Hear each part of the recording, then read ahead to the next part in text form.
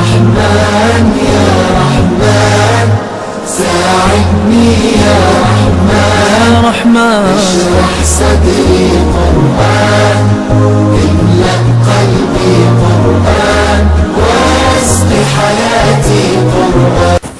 بسم اللہ الرحمن الرحیم. السلام علیکم ورحمۃ اللہ وبرکاتہ.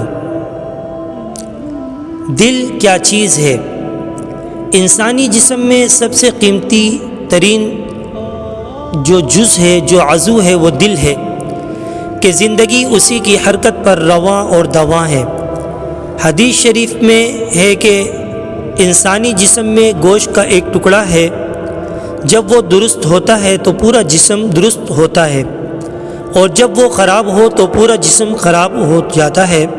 خبردار کہ وہ دل ہے. دین نے ہر قدم پر دل کی حفاظت کا اہتمام فرمایا ہے اور ہر اس چیز کو گناہ قرار دیا ہے جو دل کی خیالات کی پاکیزگی کو خراب کرنے والی ہو. ہر قسم کی بدنگاہی کا حرام ہونا اسی لیے ہے تاکہ دل پاکیزہ رہے. معاملات میں صفائی کا حکم بھی اسی لیے ہے تاکہ دل صاف رہے. آج کے حالات میں ہم نے دل جیسی قیمتی چیز کو سب سے زیادہ پراگندہ کیا ہوا ہے. گناہوں کی آلودگیاں اور خیالات کی غلط پرواز نے دل کو زیر و زبر کر رکھا ہے. معاشرے میں کتنے نوجوان ہیں جنہیں نہ اپنی جسمانی صحت کا خیال ہے اور نہ دل اور نگاہ کی پاکیزگی کا خیال ہے.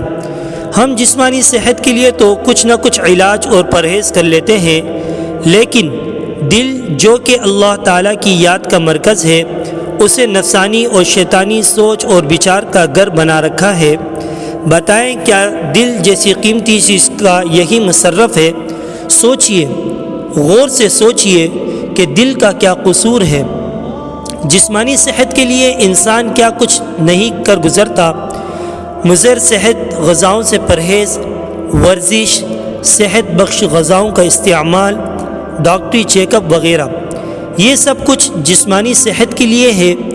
دل بھی اسی جسم کا اہم ترین حصہ ہے. اسے اچھے اخلاق سے آراستہ اور برے اخلاق سے نجات کے لیے بھی محنت کی ضرورت ہے. اسی دل کے تزکیے کے لیے، صفائی کے لیے انبیاء علیہ الصلاۃ والسلام کو مبعوث فرمایا گیا.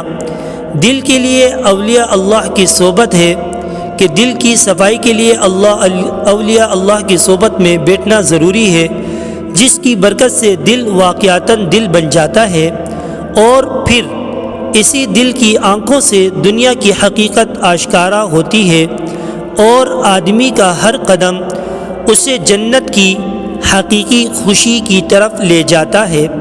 فانی جسم کی حفاظت کے لیے سب کچھ ہو، لیکن دل کے لیے کوئی محنت نہ ہو تو بتائیں دل کا کیا قصور ہے.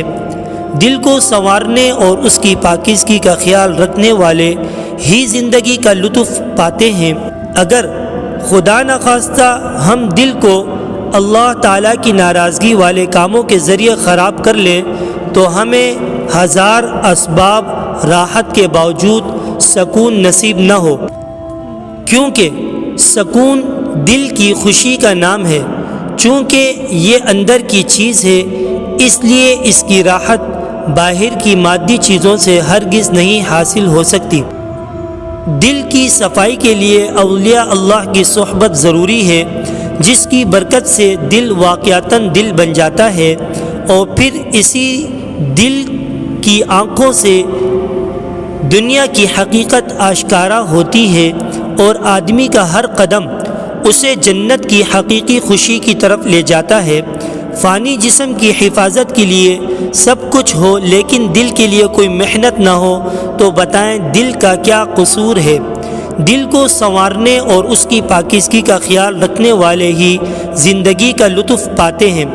اگر خدا نخواستہ ہم دل کو اللہ تعالیٰ کی ناراضگی والے کاموں کے ذریعے خراب کر لیں تو ہمیں ہزار اسباب راحت کے باوجود سکون نصیب نہ ہو، کیونکہ سکون دل کی خوشی کا نام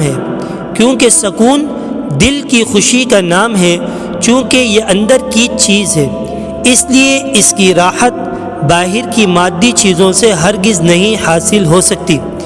دنیا کے ہر کام میں اچھی نیت کر کے ہم دنیاوی کاموں کو بھی عبادت بنا سکتے ہیں۔ آدمی عبادت پر قوت حاصل کرنے کے لیے کھائے پیے اور نفس اور شیطان کے خلاف جہاد کرنے کے لیے خوب اچھی صحت بنائے اور ورزش کرے تو انشاءاللہ تعالی ہر نقل و حرکت عبادت شمار ہوگی۔ اللہ تعالی ہمیں دل کی قدر کرنے اور اسے پاکیزہ رکھنے کی توفیق عطا فرمائے، آمین ثم آمین۔ السلام علیکم ورحمۃ اللہ وبرکاتہ۔ الرحمن